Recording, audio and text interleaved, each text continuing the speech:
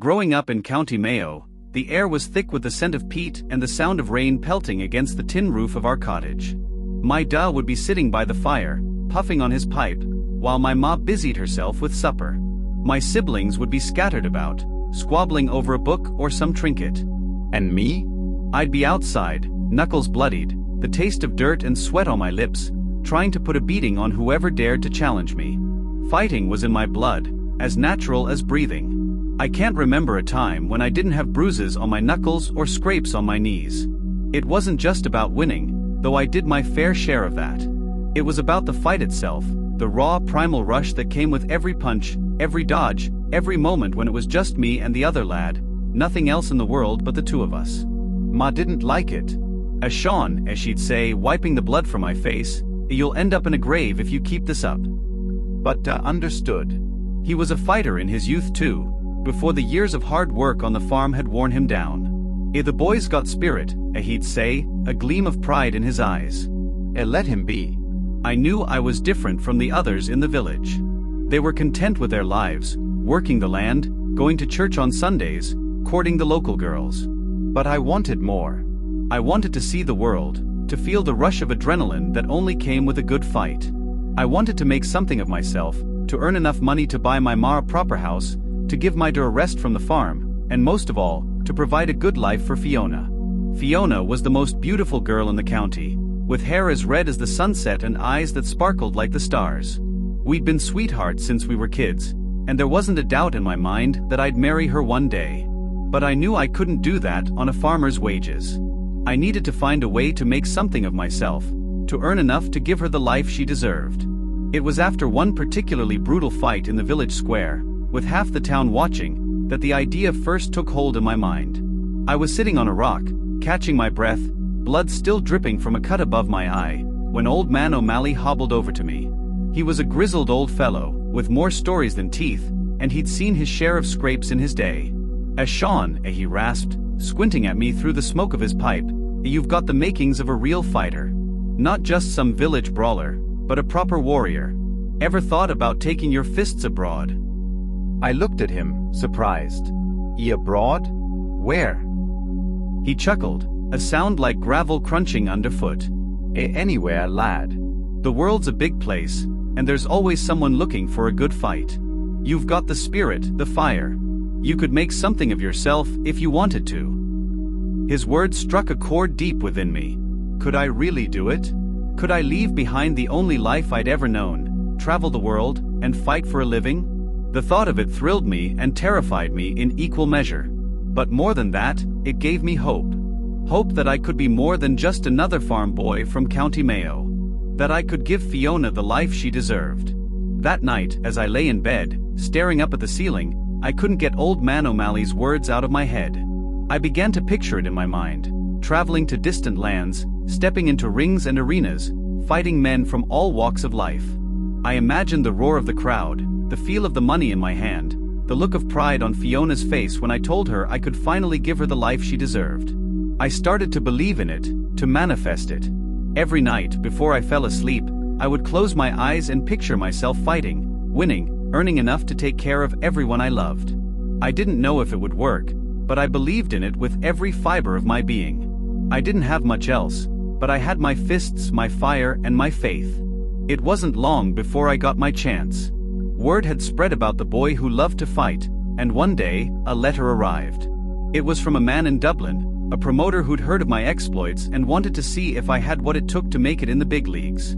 He offered to sponsor me, to set me up with fights all over Ireland, and if I proved myself, maybe even beyond. I didn't think twice. I packed my things, said my goodbyes, and set off for Dublin. Ma cried, of course, but Da just clapped me on the back and told me to make him proud. Fiona kissed me, her eyes full of tears, but she didn't try to stop me. She knew as well as I did that this was my chance, my only chance, to make something of myself. Dublin was a world away from the quiet of County Mayo. The city was alive, buzzing with energy, full of people and lights and noise. It was overwhelming at first, but I quickly found my footing. The promoter set me up in a small flat and introduced me to a trainer, a gruff old man named Mick who had seen his share of fights. Mick didn't say much, but he knew his stuff, and under his guidance, I began to hone my skills, to turn my raw talent into something more refined. My first fight in Dublin was like nothing I'd ever experienced. The crowd was huge, roaring with excitement, and the stakes were higher than anything I'd faced before. But as I stepped into the ring, all the nerves, all the doubts melted away. It was just me and the other lad, and I knew I could take him. The fight was brutal, but I won, knocking him out in the third round. The rush of victory was intoxicating, and as I stood there, my fists raised in triumph, I knew I was on the right path.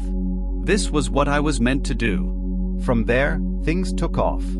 Fight after fight, I kept winning, moving up the ranks, earning more money than I'd ever dreamed of. Mick was a tough coach, pushing me harder than I thought I could go, but it paid off. I was faster, stronger, more focused than ever before. I sent money home every chance I got, making sure Ma and Da were taken care of, making sure Fiona knew I was serious about our future. And every night before I went to bed, I kept manifesting, kept picturing myself winning, earning enough to bring Fiona to Dublin, to marry her and start our life together. It wasn't long before I got my big break, a chance to fight in London, in one of the biggest arenas in the city.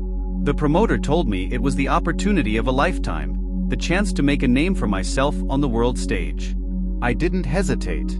This was what I'd been working for, what I'd been manifesting all this time. The fight in London was the toughest I'd ever faced. The other lad was bigger, stronger, more experienced. But I had something he didn't, a fire that burned deep within me, a belief that I was destined for this.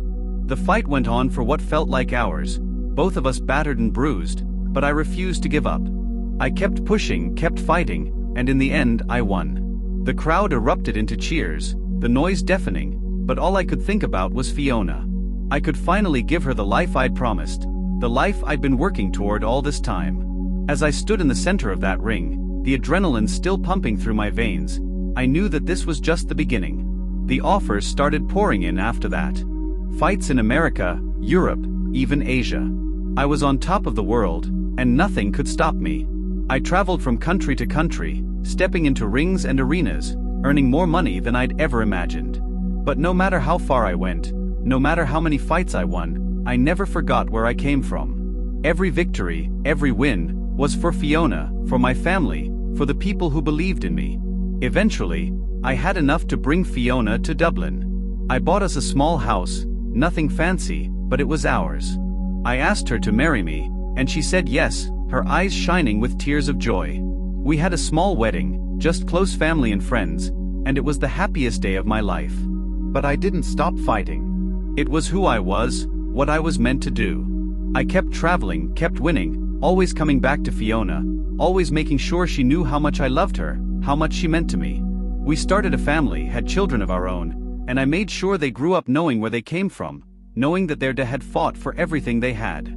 As I sit here now, looking back on everything, I can hardly believe how far I've come. From a small village in County Mayo, with nothing but my fists and a dream, to fighting on the world stage, earning enough to take care of my family, to give Fiona the life she deserved. I never stopped manifesting, never stopped believing that I could do it. And in the end, that belief, that fire, was what got me through. I may not have had much to start with, but I had enough. I had my fists, my fire, and my faith. And that was all I needed.